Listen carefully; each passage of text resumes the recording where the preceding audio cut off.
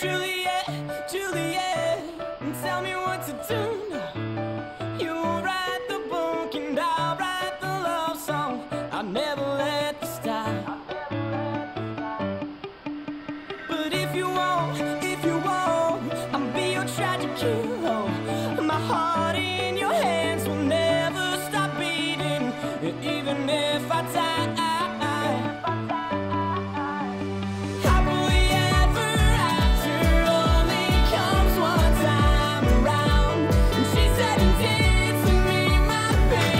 All right, so we're sitting here with Mr. Smalls, well, Larry. Yeah. And, you know, we're about to talk to him about a few things about Pittsburgh music, you know, his theater, his studio, his skate park. He's doing it big in Pittsburgh, and he's just going to give us a little insight about Pittsburgh music. So you want to, you know, first of all, you know, tell us who you are. Okay, my name is Larry Luther. Mr. Smalls is just a name, actually. There isn't any of us that are actually Mr. Smalls. But yeah, my name is Larry Luther. I've been working as, I guess, a professional recording engineer and producer in Pittsburgh for, in this city, probably 10 years, 11 years now. In this location, I've been here about 5.5 years, and we had 2 studios over in Millvale where we had the performance venue before that, and then even prior to the church, Mr. Smalls started as a recording studio.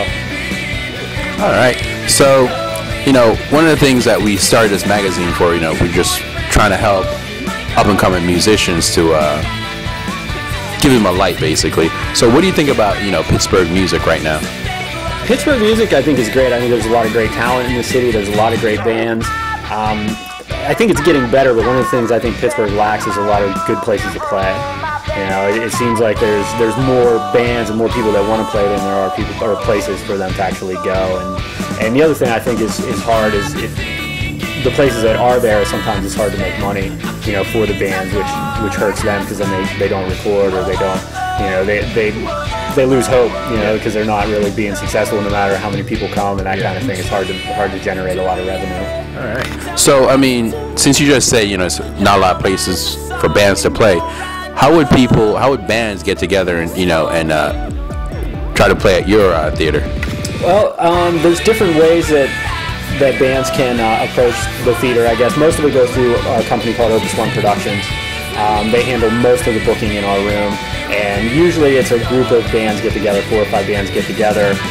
There's a set price for the room, they sell tickets, and then, you know, if there's any more tickets sold, then it's a negotiation between them and the promoter how that's broken out.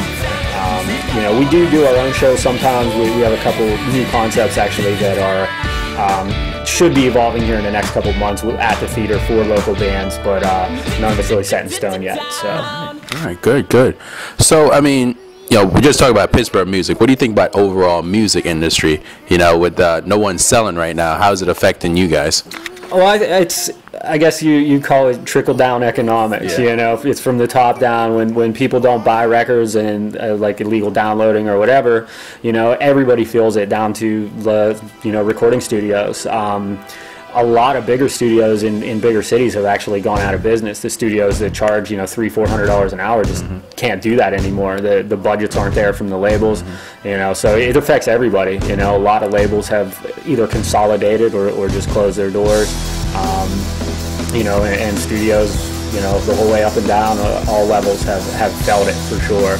You know, it seems like the mid-range studios actually are the ones that are surviving the best because the rates are reasonable, and a lot of the labels are going that way because they don't have the budgets anymore. Wow, so that sucks. Yeah, for sure. But we'll see what happens. I mean, it's still, you know, it's figuring itself out. Yeah. You know, there's nothing that is, I don't think it's going to end or, you know, anything like that anytime soon. But it's definitely, it's still being figured out how to be successful that way. So, you know, with not a lot of people being successful, is there people out there, the people that out there that are being successful, what do you think they have? They have a lot of support. I mean, obviously, to get to the level they are, they're great artists. They have great songs, great music that way.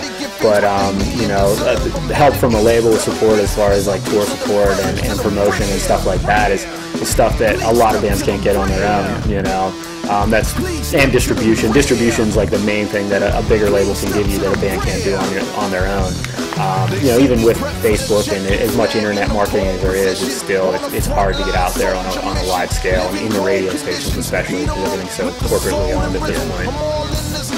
So what would you say for the upcoming, you know, bands that are trying to make it? What would your advice be to them?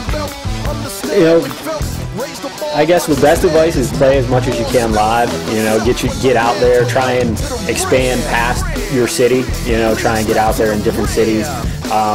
One thing I talk to a lot of bands about doing is trying to trade shows with other bands, like from other cities.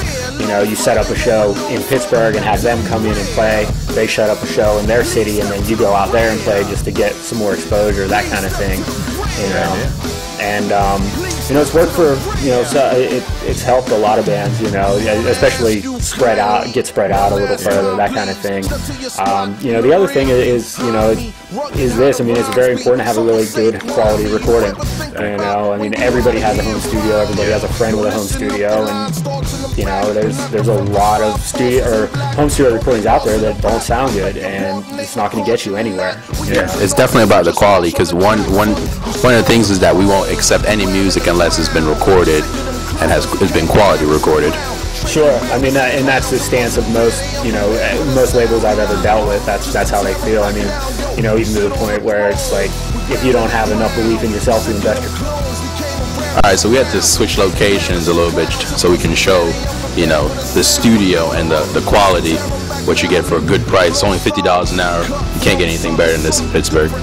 So one of the other questions I want to continue is that, you know, one of the reasons why we started this magazine was because we feel like artists, or well, musicians are not artists anymore. Do you still think musicians are artists? I still do, to a large degree. You know, and most of what I do is all live music. You know, now there is stuff that you can manufacture. You know, these days, and you can replace drum sounds. You need pitch correct singers. You know, if you really spend time on something, you can make a band that is really mediocre sound really awesome. Yeah. But you know, for anybody to be successful, they have to be an artist. They have to have a great song. You know, if they don't have a good song, it doesn't matter what it sounds like. You know, people have to be able to feel that and be able to relate to it. So, and I think that there's art in that. So, I mean, what are some of the biggest problems you have when you're recording people? But I guess it really depends on the band. You know, but the one thing I guess that most people, or that can happen, is just not being prepared. You know, lack of preparation is the worst enemy of a band coming into the studio.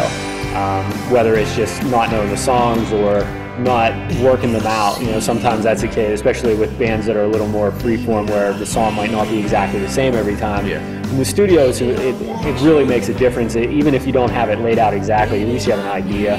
Because if you just come in here and just jam, it wastes everybody's time, 99% of the time.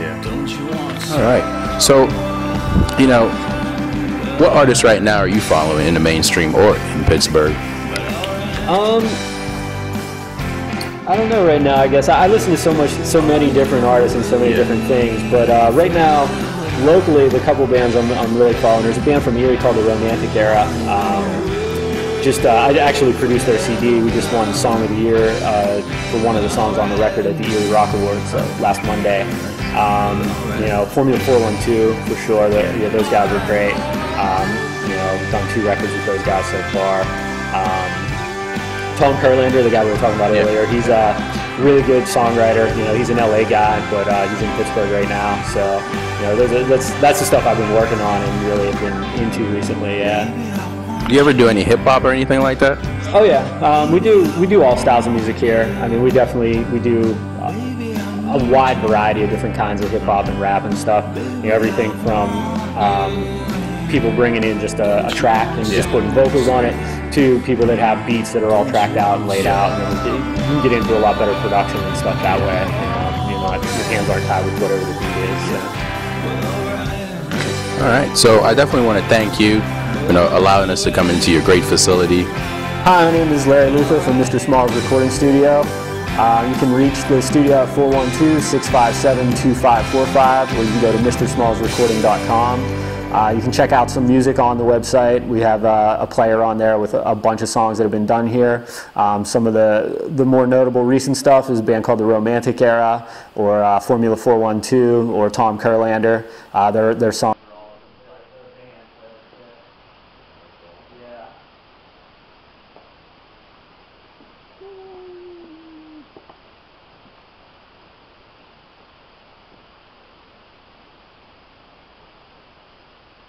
This place is nice, man.